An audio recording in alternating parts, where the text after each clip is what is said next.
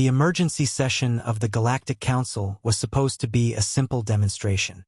Fleet Admiral Kreksoth had brought the most dangerous specimen in their xenobiology archives to prove humanity's reckless naivety in the face of true galactic threats. The creature writhed in its maximum security containment pod at the center of the Grand Chamber, a shadow maw from the void reaches. 8 meters of pure nightmare, it resembled what ancient human mythology might have called a dragon crossed with a spider. Its dozen limbs ended in claws that could cut through starship hulls, and its eyeless head housed sensory organs so advanced it could track prey through hyperspace itself. "Behold," Kreksoth announced to the assembled delegates, his 4 arms gesturing dramatically, "the apex predator of the known galaxy. In 3,000 years of spaceflight, no species has successfully made contact with a shadow maw. They are pure instinct, killing machines that view all other life as either food or obstacles."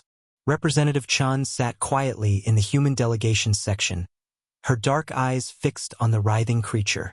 Around her, the other council members maintained respectful distances from the containment field. Even the notoriously brave warrior caste of Centauri kept their weapon hands ready. "This," Kreksoth continued, "is why humanity's proposal for unrestricted exploration rights is madness.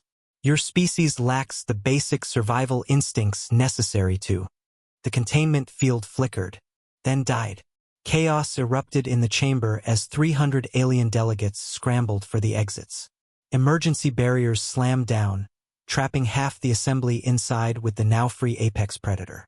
The shadow maw uncoiled to its full length, its sensor organs sweeping the chamber as it tasted the terror in the air. Through the panic, Representative Chun stood up. "Ms. Chun, get back!" shouted Chancellor Vextar from behind his blast-proof podium. "Security forces are en route." But Chun was already walking toward the creature, her movements calm and deliberate. The shadow maw's head turned toward her, its sensor clusters focusing with predatory intensity. Every being in the chamber watched in horrified fascination as the small human approached certain death. "Easy there, big guy," Chun said softly, stopping just outside the creature's striking range. "I know this is scary. All these lights and sounds and terrified minds screaming at you." The shadow maw's posture shifted slightly, its aggressive stance becoming more curious.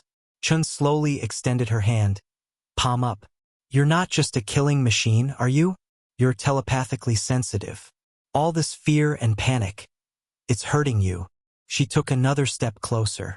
The creature could have struck her down in an instant, but instead it lowered its massive head, bringing its sensor organs level with her face. "That's it," Chun whispered. "You don't want to hurt anyone. You just want the noise to stop." What she did next sent shockwaves through xenobiological circles for generations. Dr. Elizabeth Chun, linguist, xenopsychologist, and apparently the only being in the galaxy with functioning common sense, reached out and gently stroked the shadow maw's sensory ridge. The effect was immediate. The creature's aggressive posture melted away as it leaned into her touch. A deep, thrumming sound filled the chamber. Not a growl, but something almost like contentment. "Impossible," breathed Admiral Kreksoth. "The shadow maw species doesn't form social bonds." "With aggressive species," Chun corrected, now running both hands along the creature's neck. "But they're telepathic pack hunters. They need emotional harmony to function. Every time you've encountered them, you've approached with fear and weapons drawn. Of course they attacked." The shadow maw had now curled around Chun like a massive, deadly cat, its head resting in her lap as she scratched behind what might have been ears. "Humans don't always lead with fear," Chun explained to the stunned assembly. "Sometimes we lead with curiosity. And sometimes," she smiled as the apex predator nuzzled her shoulder, "we lead with compassion." Chancellor Vextar's voice came out as barely a whisper. "Representative Chun, you've just accomplished something we believed impossible." Chun looked up, still casually petting the galaxy's most feared predator. "You know what's really impossible? That it took you 3,000 years to try saying hello." The vote to grant humanity full exploration rights passed without opposition.